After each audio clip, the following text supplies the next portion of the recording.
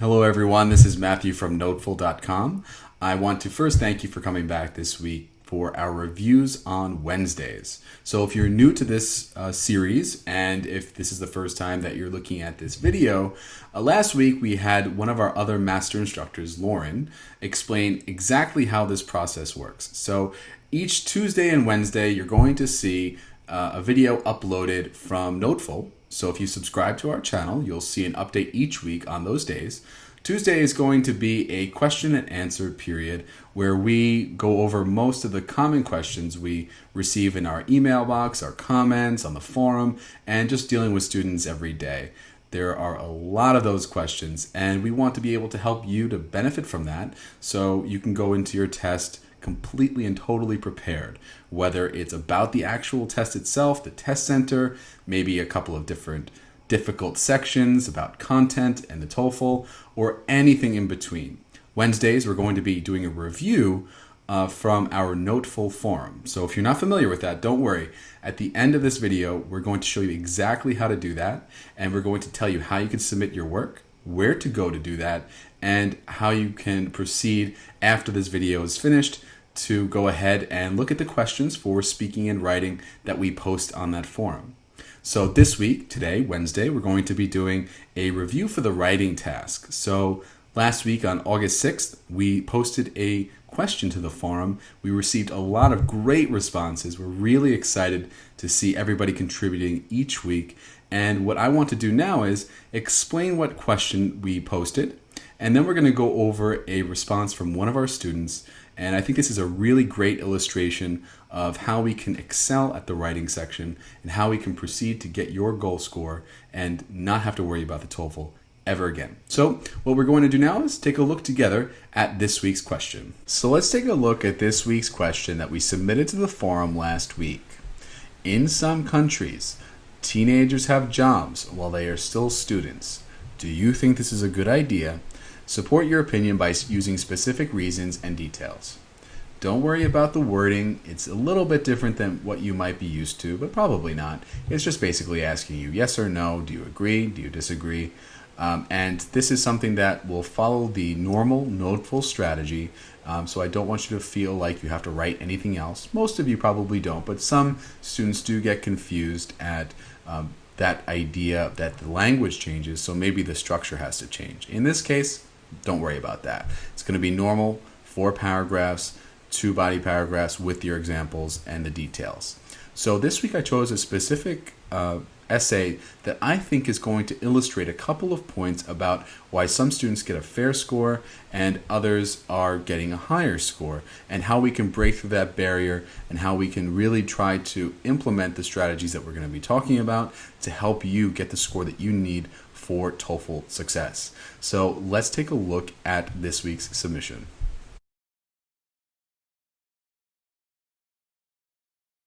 So we see a really well done 5-paragraph essay here with a fairly high word count, which is something that a lot of students have trouble with. But what I want you to look at here, the first thing that I noticed that I think might need adjustment is the 5 paragraphs. Is 5 paragraphs wrong? Absolutely not. It's just that it's a little less efficient than 4 paragraphs in how we're going to be developing our topic, ideas, and details. And that's something that I really want you to focus on, because it's all about efficiency and breaking through the barrier of a 23 to get to the range of 24 to 26. A lot of students go into the TOEFL thinking, I did really well. I wrote above 400 words. I wrote a lot of details, yet and still I get a 23 out of 30, which is less than the score that I need for my goal score. So this is an essay that I think will help you to understand exactly why that might be the case and what we can do to move forward. So you see the introduction, pretty strong, simple, straightforward, no problem there. But the next thing that I noticed here is going to be the second paragraph, the first reason and first example. Is this wrong? Absolutely not. The only thing that I might change and adjust is the first reason, in that it might be a little bit too sophisticated, and the student is trying to use sophisticated language and sentences to really try to express fluency. I think that fluency is expressed through simple subject, verb, object sentences with vocabulary that you feel is comfortable for your level, so don't worry about that. But other than that, I think this is a really good start to what could be a fantastic example to support your position. The thing that I noticed about the example, though, is that it's not developed. So we have two very vague and general ideas here, which is something that is going to hold back your score. So the example that is being introduced here is that the student has a part-time job working at a garage after school. Great. Now, at the same time, they're at the top of their class, but there's no real connection here about the responsibility.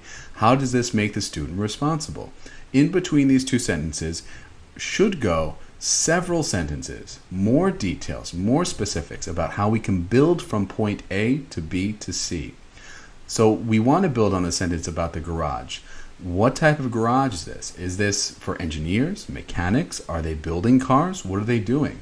How does this environment, how does this specific job help the student feel more responsible and focused on their studies?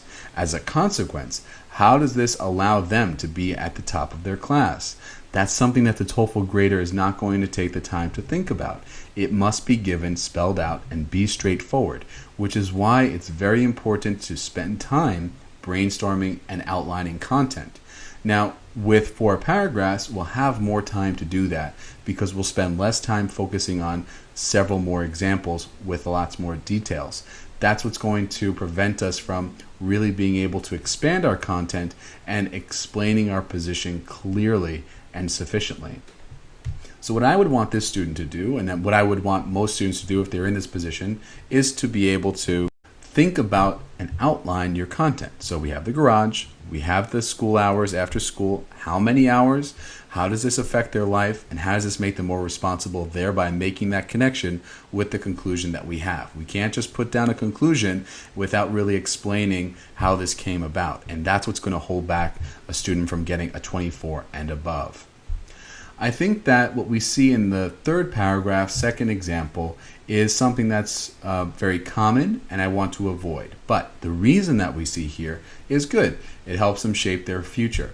But the example here is something that I think is general knowledge. There's nothing wrong with that.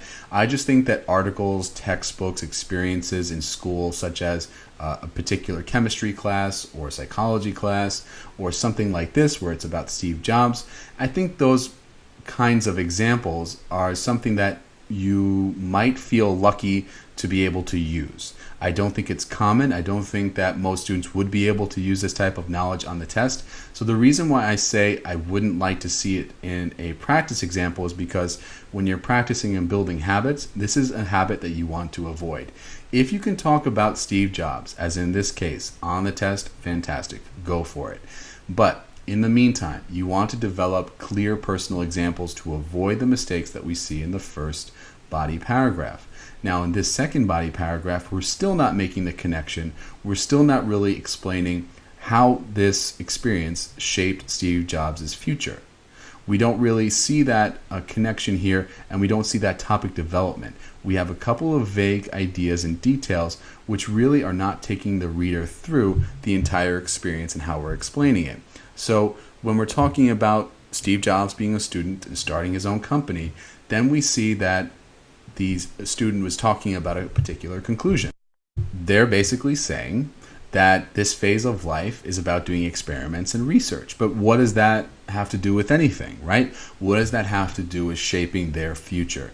And what experiments and research actually occurred? We can keep it, but it's not necessarily helping us and helping our reason. We don't want to forget the reason for our examples. If we're going to talk about shaping our future as a reason, we must use it in the example and explain it with the proper details that are really going to illustrate that. So if we want to keep this example, we can say that Steve Jobs was a student, started this company called Apple. He tried to do lots of experiments and research developing the first computer ever.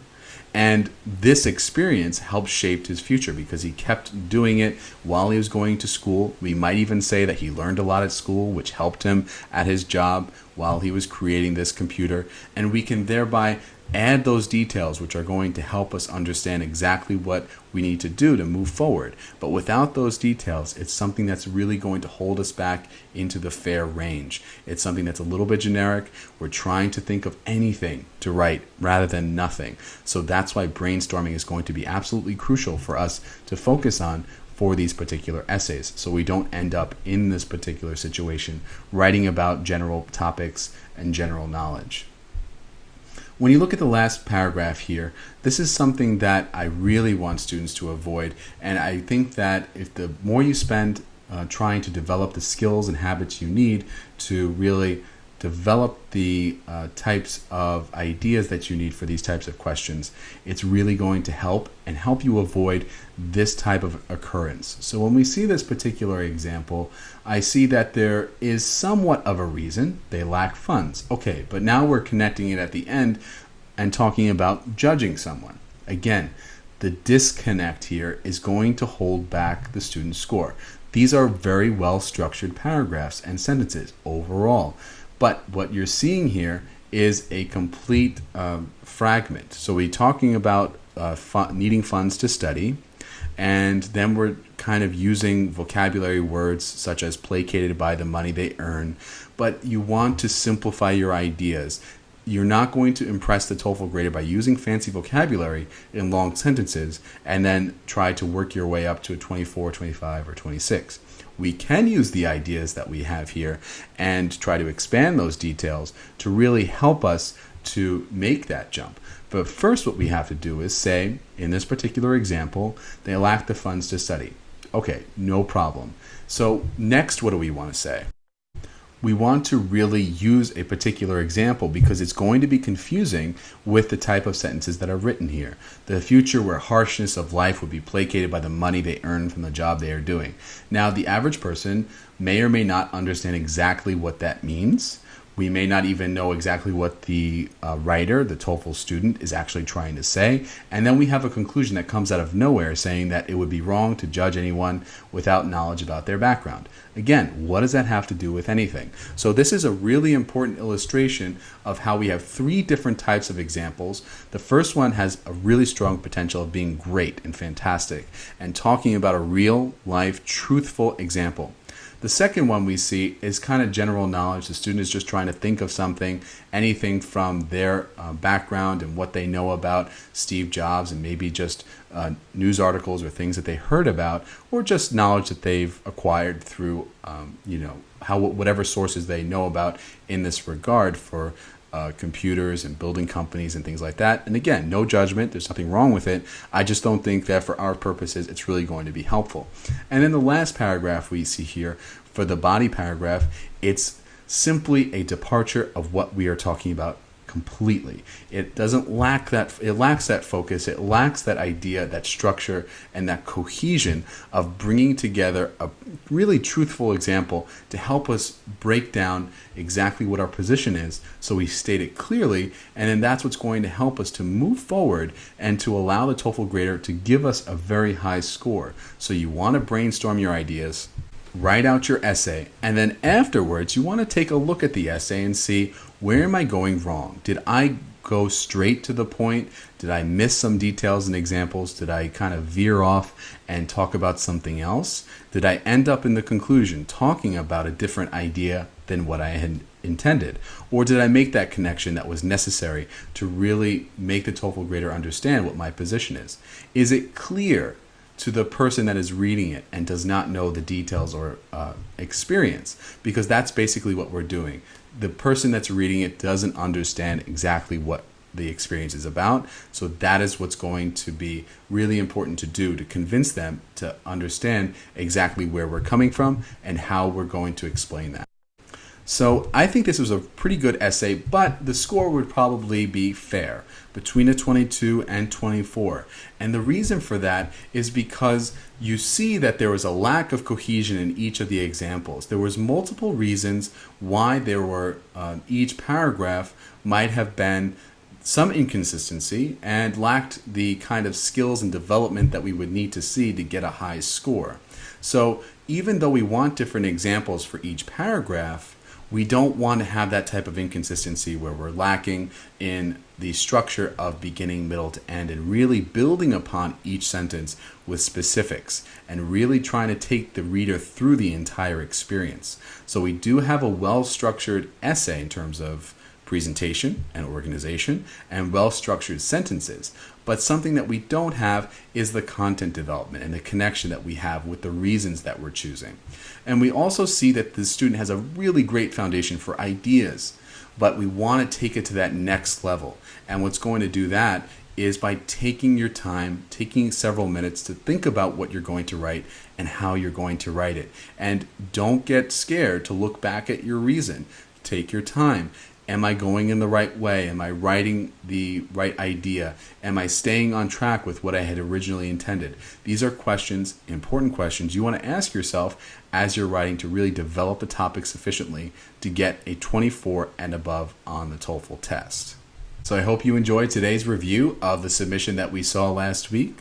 And if you have any questions about how to submit your review, don't worry, we're going to show you exactly how to do that.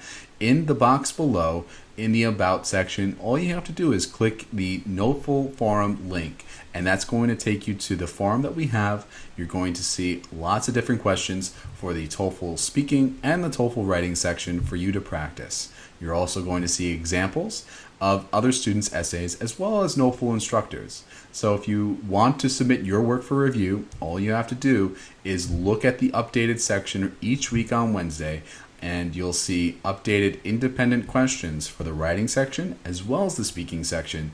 You'll be able to post your work there, and you might be the next lucky student to have their work reviewed here on YouTube. So if you have any questions about the TOEFL, your nervousness or your tension or your concern about the TOEFL or anything else, please let us know. We'll be happy to help you with anything that you might need. You can email us at studenthelp@notefull.com, and we'll get back to you as soon as we possibly can. So, in the meantime, good luck with your studies, and we hope to hear from you very soon.